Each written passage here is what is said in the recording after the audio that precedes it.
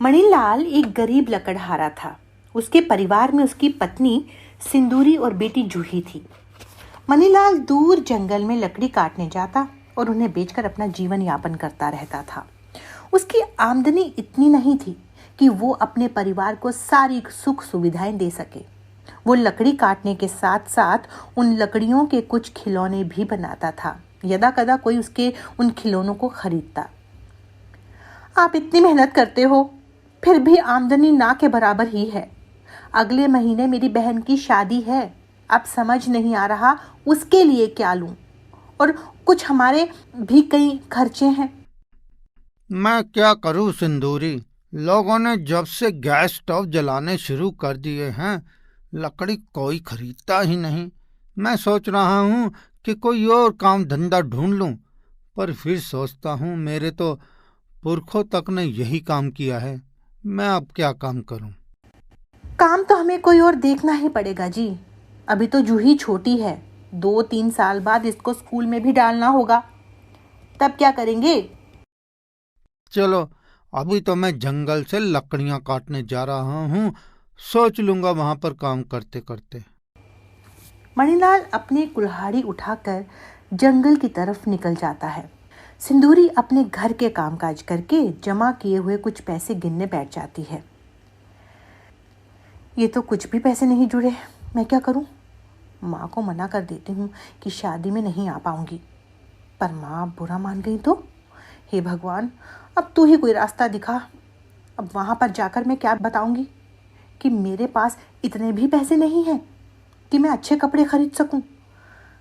तभी पड़ोस की एक भाभी उसके पास आती है। अरे सिंदूरी, मनीलाल भैया घर पर हैं क्या? नहीं, तुम लेट हो गई। वो अभी थोड़ी देर पहले ही जंगल की तरफ निकले हैं। कुछ काम है तो मुझे बता दो। अरे, तुम्हें याद है मैंने भैया से पिछले साल एक लकड़ी का घोड़ा बनवाया था। मेरे भाई का बेटा बड़ी जिद कर रहा है वैसा ही घोड़ा लेने की। पूरी मार्केट घूम कर आ गई हूँ, पर वैसा घोड़ा नहीं मिला। सोचा भैया से एक और बनवा लूँ। इसमें सोचने वाली क्या बात है, शाम को वो आ जाएंगे। मैं उनको बता दूंगी जैसा तुम्हें घोड़ा चाहिए बता देना, वो बना देंगे। हाँ हाँ, ये भी ठीक रहेगा। चलो ठीक है, मैं शाम को एक बार और आ जाती हूँ। आपका घर है भाभी, कभी भी आओ। ऐसा बोलकर भाभी वहां से चली जाती हैं। सिंदूरी जूही को गोद में लेकर खिलाने लगती है। चलो, एक खिलौना ही बिकेगा तो कुछ पैसे आ जाएंगे।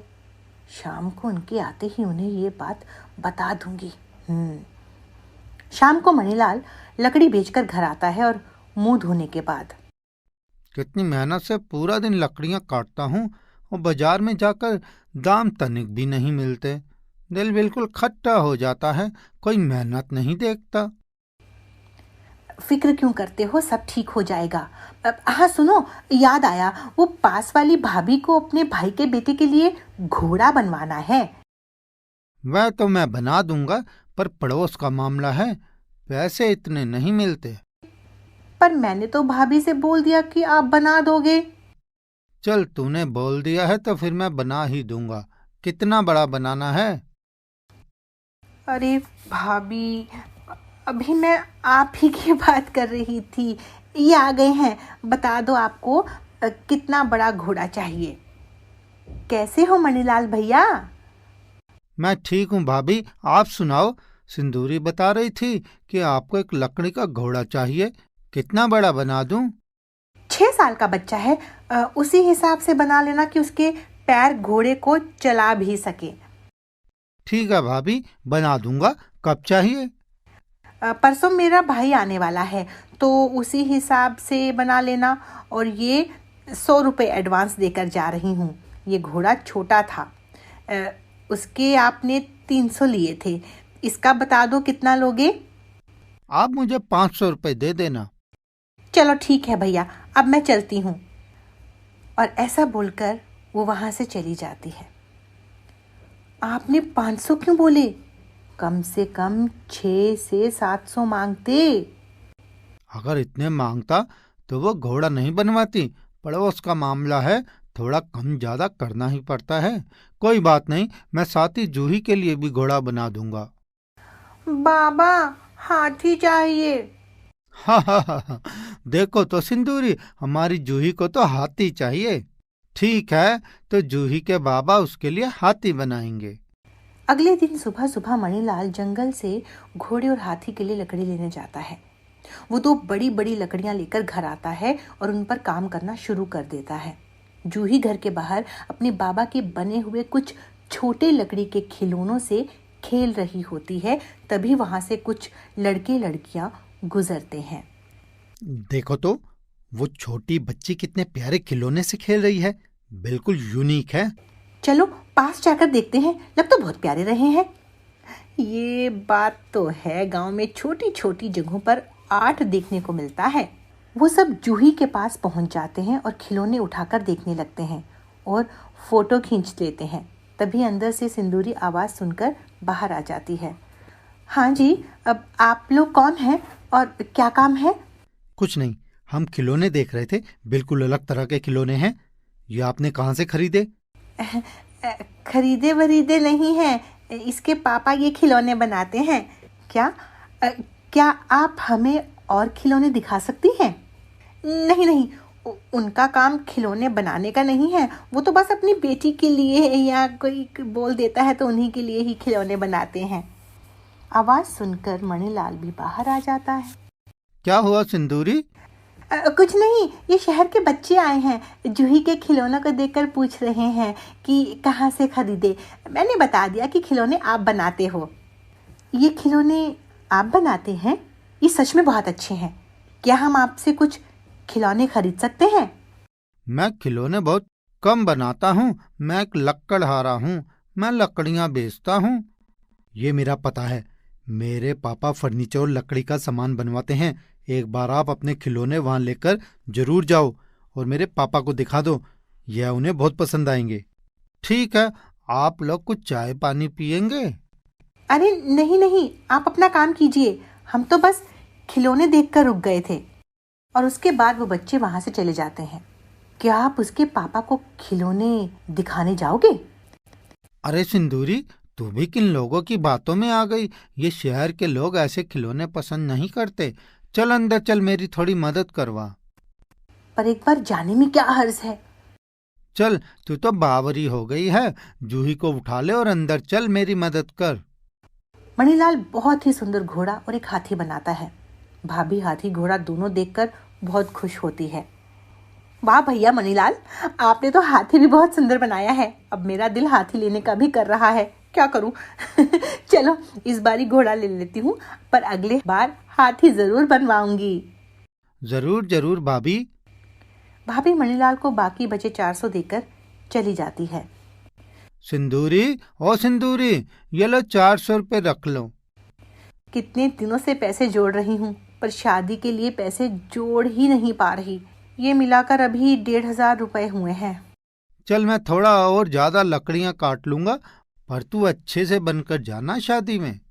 और अगले दिन मणिलाल जंगल में लकड़ियां काटने जाता है। तभी कुछ जंगल अधिकारी उसे रोक लेते हैं। साहब, मैं तो एक गरीब लकड़हारा हूँ। लकड़ियां काट कर ही जीवन चलता है। जंगल से काफी समय से लकड़ियां काट रहा हूँ। फिर आज आप मना क्यों कर रहे हैं? अब तुम जंगल में लकड़ी नहीं काट सकते, क्योंकि यह जंगल संरक्षण में आ गया है। लगातार कटाई से जंगल में पेड़ लगातार कम हो रहे हैं। पर साहब, मेरी तो रोजी रोटी ही इसी से चलती है। जानता हूँ, पर कभी लकड़ियां काटते वक्त तुमने सोचा कि इस जंगल में और पेड़ भी लगाता जाऊं? तुम सिर्फ लकड़ियां काट रहे थे।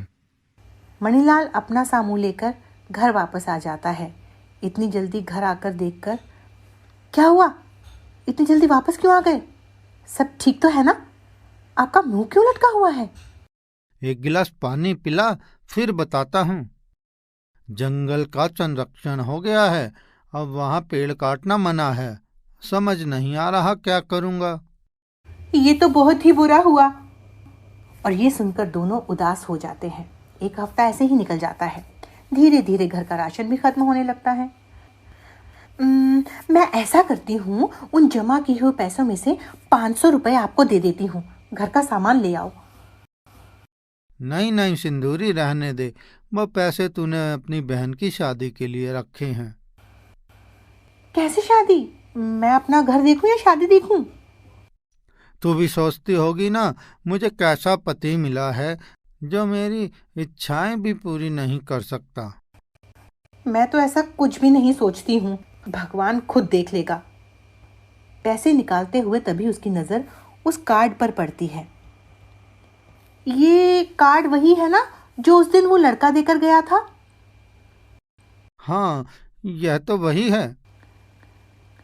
सुनो जी, एक बार वहां जाकर अपने खिलौने भी दिखा दो, क्या पता कुछ रोजगार ही बन जाए। सिंदूरी, जिद मत कर। बड़े बड़े लोग हैं, हमारे जैसे लोगों के खिलौने उन्हें कहाँ पसंद आएंगे। देखो जी, एक बार जाने में क्या हर्ज है? या तो हाँ होगी या ना होगी, बस। चल ठीक है, तेरे कहने से जाऊंगा।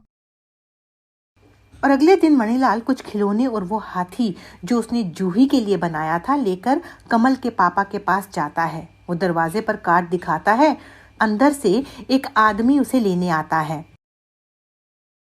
आइए आइए, आपके बारे में कमल ने मुझे बताया था और आपके खिलौनों की फोटो भी दिखाई थी। साहब, मैं एक लक्कड़हारा हूँ। आजकल जंगल से लकड़ियाँ काटना बंद हो गया है, इसलिए अपने खिलौने लेकर आपको दिखाने आया हूँ। हाँ जी, हाँ जी, हाँ, दिखाइए आप अपने खिलौने। और इतने यूनिक खिलौने देखने के बाद कमल के पापा मणिलाल को खिलौने बनाने का ऑर्डर देते हैं, जिसके लिए लकड़ियां वो खुद देंगे। और उस काम के लिए मणिलाल को 20,000 रुपए एडवांस भी देते हैं। इतने पैसे मणिलाल देखकर हैरान हो जाता है और अपने गमछे में उन्हें बांधकर खुशी खुशी घर जाता है। जूही की माँ, ओ जूही की माँ, कहाँ गई? जल्दी इधर आ, तुझे कुछ दिखाना चाहता हूँ। क्या हुआ? आपने तो पूरा घर ही सर पर उठा लिया है। अरे तू घर की बात कर रही है, मैं तो पूरा गांव सर पर उठा लूं। देख तो सिंदूरी क्या है। और वो गमछा सिंदूरी के हाथ पर रख देता है। सिंदूरी गमछे को खोलती है और उसमें पैसे देखकर खुशी से रो पड़ती है। इतने पैसे कहाँ से आए? वहीं से जहां तूने मुझे भेजा था। अरे वो बहुत बड़े सेठ हैं, बहुत बड़ा कारोबार है उनका, देश में ही नहीं विदेश में भी। और पता है, उन्हें मेरे खिलौने बहुत अच्छे लगे और उन्होंने मुझे खिलौने बनाने का ऑर्डर दिया है। और ये देख, 20,000 रुपये एडवांस। भगवान, तूने मेरी सुन ली। हाँ सिंदूरी, तेरे विश्वास के कारण ही मेरा नसीब बदल पाया है। अब तू आराम से अपनी बहन की शादी में जा। सेठ ने बोला है वो मुझे हर महीने बहुत सारा काम देगा। ये सुनकर मुझे बहुत खुशी हो रही है। अब हम अच्छे से सुकून से अपनी बेटी को भी पढ़ा सकेंगे। हाँ सिंदूरी, मैं बहुत मेहनत करूंगा। तुम दोनों के लिए मुझे बहुत कुछ करना है अभी। और फिर मणिलाल खिलौने बनाने का काम शुरू कर देता है। कमल के पापा को उसका काम बहुत पसंद आता है और वो उसे नए नए ऑर्डर देता रहता है। इस तरह एक गरीब लकड़हारे की किस्मत बदल जाती है। मणिलाल अपनी फैमिली के साथ बड़ा खुश रहता है। बस करो मिताली, तुमने तो इतना बेकार का सामान खरीद लिया है, इसे तो घर में रखने की भी जगह नहीं है। और मुझे लगता है कि जो सारी चीजें ये तुम ले रही हो वो काम भी नहीं आएंगी। मैं रोज रोज मार्केट नहीं आती, एक ही बारी में सारा सामान ले लेती हूँ। और तुम देखो ना, कितने सारे अच्छे अच्छे ऑफर निकले हुए हैं। कितनी सारी चीजों पर तो डबल डबल ऑफर है। यही तो मजा है मॉल में शॉपिंग करने का, इतनी सारी चीजें फ्री मिल जाती है। ऐसा है, सुनो मेरी बात, कुछ भी फ्री में नहीं होता। इन लोगों की जेबों में बहुत पैसा जाता है, तभी ये फ्री रखते हैं। और तुम जैसी बेवकूफ औरतें इनको और बढ़ावा देती हो। अब भरे मॉल में इतने लोगों के बीच मुझे बेवकूफ तो मत ही कहो। मिताली इतना सामान ले लेती है कि गाड़ी की सीट और डिक्की पूरी भर जाती है। और गाड़ी में बैठने के बाद अब 2 महीने तक तुम मुझे कभी भी शॉपिंग पर आने को मत बोलना। ऐसे मत कहो मनोज, ये सब तो मैंने घर के लिए खरीदा है। पिछले 2 महीने से मैंने अपने लिए कोई भी ड्रेस नहीं खरीदी है। अगले संडे हम लोग ड्रेस लेने जाएंगे। मनोज गुस्से में गाड़ी का स्टीयरिंग घुमा देता है और गाड़ी को सीधा ले जाकर घर के बाहर खड़ा करता है। पैसे बहुत मेहनत से कमा कर लाता हूं, तुम्हारी रोज की ये फिजूल खर्ची बर्दाश्त नहीं कर सकता। अभी तो तुम मेरे घर के अंदर चलो, माँ जो तुम्हें सुनाने वाली है वो भी तुमने ही सुनना है। By one get one free. सामान से लथपथ दोनों घर के अंदर घुसते हैं और मनोज की माँ का मुंह खुला का खुला रह जाता है। हे भगवान मिताली, क्या सारा बाजार खरीद लाई? मैंने तो सिर्फ तुमसे दाल, घी और तेल मंगवाया था। अरे मम्मी जी, मैं क्या बताऊं, आपको पता है वहां पर इतनी सारी चीजों पर डिस्काउंट था। अब देखो, इन 4 साबुन के साथ 4 फ्री। ये देख रही हो, ये चावल चावल का ये पैकेट, इस चावल के पैकेट पर 1 पैकेट चावल फ्री। और तो और मम्मी जी, ये देखो, इन 4 बिस्कुट के पैकेट पर 6 बिस्कुट फ्री थे। मनोज की मां माथा पकड़कर बैठ जाती है। अच्छा ठीक है बहू, मैंने तेरी बात को रख लिया। अब जरा मुझे ये बता कि ये जो चीजें तू खरीद कर लाई है, इनका ओरिजिनल रेट क्या है? ये चावल 175 का 1 किलो है, जबकि हम लोग 80 रुपए किलो वाला चावल खाते हैं। ये साबुन का रेट देखो, इस पर लिखा है 145, और हम जो साबुन इस्तेमाल करते हैं वो 70 के 4 आते हैं। ओ मेरी बेवकूफ बहू, तुम लुट कर आ गई हो, कोई फ्री में सामान लेकर नहीं आई हो। पूरे रास्ते में यही समझाते हुए आया हूं माँ, पर इसके दिमाग से तो ये फ्री ऑफर वाली बात निकल ही नहीं रही। मिताली, किसी दिन तेरी ये आदत इस घर की लुटिया डुबो कर ही मानेगी। आप लोग कुछ भी कहो, पर रसोई तो भरी भरी लगेगी ना। तभी पड़ोस की एक भाभी खीर का बर्तन लेकर घर आती है। अरे मिताली, मैं तेरे लिए खीर लेकर आई हूँ, तुझे खीर बहुत पसंद है ना? ओ भाभी, आप कितने अच्छे समय पर आई हो। सच कह रही हूँ, बहुत तेज भूख लगी थी। ये आप मुझे दे दो, मैं बर्तन बाद में भिजवा दूंगी। मिताली जल्दी से खीर कटोरी में निकाल कर खाने लगती है। ये तो बहुत गलत बात है मिताली, तुमने ऐसे खीर क्यों ले ली? तुम्हें पूछना चाहिए था कि खीर क्यों बनाई गई है, किसके लिए बनाई गई है, और इतनी सारी खीर देने का क्या मतलब है? अगर सोचो कि उनकी खीर ज्यादा बन गई है तो बात समझ में आती। अगर सोचो उनके घर में खीर किसी को पसंद नहीं आई और उन्होंने तुमको दे दी, तो ये कितनी बुरी बात है। अरे माँ, उसने बोला ना कि उसे पता था कि मुझे खीर बहुत पसंद है, इसलिए देकर गई है। पर सच कहूं, खीर बहुत ही स्वादिष्ट बनी है। मनोज और उसकी माँ सिर पकड़कर बैठ जाते हैं। रात को सब खाना खाने के बाद सो जाते हैं, और जब सुबह मनोज ऑफिस के लिए जाता है तो वो 2 पड़ोसियों की आपस में बातें सुनता है। तुझे पता है, मेरे घर में कल खीर किसी को भी पसंद नहीं आई। फिर मुझे मिताली का ख्याल आया और मैं उसको खीर देने चली गई, और उस पागल ने खीर रख भी ली और खा भी ली। मैं भी यही करती हूँ, जब भी ऐसा लगता है कि कोई सब्जी या कोई चीज अच्छी नहीं बनी, मैं मिताली को दे आती हूँ। कुछ भी कहो, बड़ी बेवकूफ है, कोई कुछ भी देता है लालच में रख ही लेती है। मनोज उन दोनों की बातें सुनकर गुस्से में वहां से चला जाता है, और उसे मिताली के ऊपर बहुत गुस्सा आ रहा था। घर आकर वो मिताली को सारी बातें बताता है। ओहो, तो इसमें बुरा मानने की क्या बात है? कोई जूठा खाना थोड़ी देकर जाती है। बच्चों को नहीं पसंद आया तो नहीं पसंद आया। पर मैं सच कहूं, मुझे फ्री की चीजें बहुत पसंद है। उस टाइम मेरे को कुछ बनाना भी तो नहीं पड़ता। शायद मिताली तुमने एक चीज नहीं सुनी होगी। एक चीज होती है सेल्फ रिस्पेक्ट, जो तुम्हारे अंदर बिल्कुल मर चुकी है। तुम इतनी लालची क्यों हो? कहाँ लालची हूँ, बस मैं चीजें खराब नहीं करती, और जब कोई चीज मुझे लगता है कि ये फायदा देगी तो मैं खरीद लेती हूँ। इसको ये बात तब तक समझ में नहीं आएगी बेटा, जब तक कि इसे एक कोई बड़ी ठोकर ना लग जाए। जिस दिन ये अपने पैरों पर खुद कुल्हाड़ी मार लेगी, उस दिन इसकी अकल ठिकाने आ जाएगी। तभी उनके पड़ोस में एक औरत सुमन रहने के लिए आती है, देखने में बहुत ही सभ्य और मिलनसार। जल्दी ही वो पड़ोस में सबसे घुल मिल जाती है। एक दिन वो मिताली के घर आती है। मिताली, जल्दी से ये टेस्ट करके बताओ, मैंने आज पास्ता बनाया है। अरे वाह दीदी, पता है मेरा मन भी पास्ता खाने का कर रहा था। तभी मिताली बर्तन में 2 जगह पास्ता लेकर आती है, और एक खुद खाती है और एक सुमन को दे देती है। अरे मिताली, तुमने आंटी को तो दिया ही नहीं। नहीं नहीं दीदी, उन्हें पास्ता बिल्कुल पसंद नहीं है। हाँ, अगर आप उनके लिए आलू की सब्जी और पूरी और खीर लेकर आती तो वो जरूर खा लेती। उन्हें ये सब इतना पसंद है कि पूछो ही मत। अच्छा अच्छा, तो ये बात है, और तुम्हारे पति को भी पसंद होगी फिर तो। अरे दीदी क्या बताऊं, दोनों माँ बेटे की पसंद एक ही है। हाँ, वैसे आलू पूरी मुझे भी बहुत पसंद है, और मम्मी जी तो गजब की बनाती है। किसी दिन उनके हाथ की आलू पूरी भी आपको खिलाऊंगी। खाना खाने के बाद दोनों चाय पीती हैं और मिताली अपनी सास को भी वो चाय देने जाती है। बेटा, कितनी बार कहा है, इस तरह जब कोई देने के लिए आए तो मत खाया कर। ओहो, अब इसमें क्या बुराई है, वो भी तो मेरे साथ बैठकर खा रही थी। सुमन के वहां से चले जाने के बाद मिताली घर के काम निपटाने लगती है। शाम को जब मनोज घर आता है, मनोज ये देखो, मैंने ऑनलाइन कितने सारे सूट देखे हैं और इनकी प्राइस मार्केट रेट से कितने कम है। प्लीज प्लीज प्लीज मना मत करना, मेरे पास बिल्कुल भी कपड़े नहीं रहे हैं। मैं इनमें से 4 सूट मंगा रही हूँ। मिताली बस करो, तुम्हारी अलमारी कपड़ों से भरी पड़ी है। और ये सूट जो तुमने देखा है, क्या तुम्हें पता है उसका कपड़ा कैसा होगा? कपड़ा तो घर आने के बाद पता चलेगा ना कैसा निकला है। अच्छा सुनो, मैं 2 सूट ऑर्डर कर रही हूँ। मनोज कुछ कहता उससे पहले ही मिताली 2 सूट ऑर्डर कर देती है और मनोज गर्दन हिलाता हुआ करवट लेकर सो जाता है।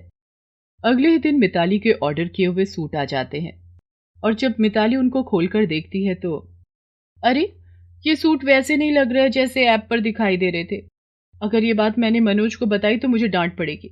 मैं ऐसा करती हूँ, ये काम वाली को दे दूंगी, वैसे भी कौन सा महंगे हैं। एक दिन मनोज, उसकी माँ और मिताली तीनों घर पर होते हैं कि तभी सुमन आलू की सब्जी, पूरी और खीर बनाकर लाती है। माताजी, आज मेरी सास की बरसी थी, उनको ये खाना बहुत पसंद था, इसलिए मैंने थोड़ा ज्यादा बना लिया। सोचा आप लोगों के साथ मिलकर खा लूंगी। अरे दीदी, तो फिर इसमें इतनी फिक्र करने की क्या बात है, मैं अभी खाना डाल कर ले आती हूँ, हम सब मिलकर खा लेंगे। पर अभी अभी मेरे भांजे का फोन आया है, मेरी दीदी का एक्सीडेंट हो गया है, मुझे उन्हें हॉस्पिटल में देखने जाना है, ये सारा खाना खराब हो जाएगा। अगर आप बुरा ना मानो तो क्या आप ये खाना खा लोगे? वो इतने दुख भरे स्वर में बोलती है कि मिताली सारा खाना रख लेती है। हाँ हाँ दीदी, आप बिल्कुल टेंशन मत लो, जाकर अपनी दीदी का हालचाल पूछो और कोई काम हो तो बगैर कुछ सोचे फोन कर देना। अगर कुछ पैसों की जरूरत है तो बताओ। नहीं नहीं, तुम्हारा बहुत बहुत धन्यवाद मिताली, पैसों की बिल्कुल भी जरूरत नहीं है। ऐसा बोलकर वो चली जाती है और मिताली फटाफट सबके लिए खाना डालकर ले आती है। मम्मी जी, आज कुछ मत कहना, देखो आज वो बहुत मजबूर थी। मिताली की सास कुछ नहीं कहती, उसे भी लगता है कि शायद सुमन ने सच कहा है। तीनों मिलकर खाना खाते हैं और खाना खाने के बाद तीनों सोने चले जाते हैं। अगले दिन सुबह उन तीनों की आंख खुलती है तो देखते हैं कि घर का सारा सामान इधर उधर बिखरा पड़ा है। सारे कीमती जेवर, पैसे, घड़ियां और मोबाइल सब गायब है। तीनों का सर घूम रहा था। तभी मनोज की नजर अपने कमरे में लगे शीशे पर जाती है और उस पर एक कागज चिपका हुआ था जिस पर लिखा हुआ था, लालच बुरी बला है, ये अब पता चला है। लूट लिया मैंने सब कुछ, इसमें तो बड़ा मजा है। खाना खाने के लिए आप सबका धन्यवाद। घर का सब कुछ चोरी होने के बाद में मिताली को अपनी गलती का एहसास होता है। पुलिस आकर जब छानबीन करती है तो पता चलता है उस औरत ने इसी तरह कई शहरों के लोगों को लूटा है। पर अब क्या किया जा सकता था, और मिताली का तो रो रो कर बुरा हाल था। मनोज को भी समझ नहीं आ रहा था कि वो इस सिचुएशन में क्या करे। बस बेटा बस, अब मिताली को कुछ मत कहना, उसे अपनी गलती का एहसास हो गया है और मुझे लगता है ये सीख उसके लिए काफी है। माँ जी, आज के बाद आपसे पूछे बगैर मैं कुछ नहीं करूंगी। माँ जी, मुझे समझ में आ गया है, इतना बड़ा नुकसान सिर्फ मेरे लालच की वजह से हुआ, मुझे माफ कर दो।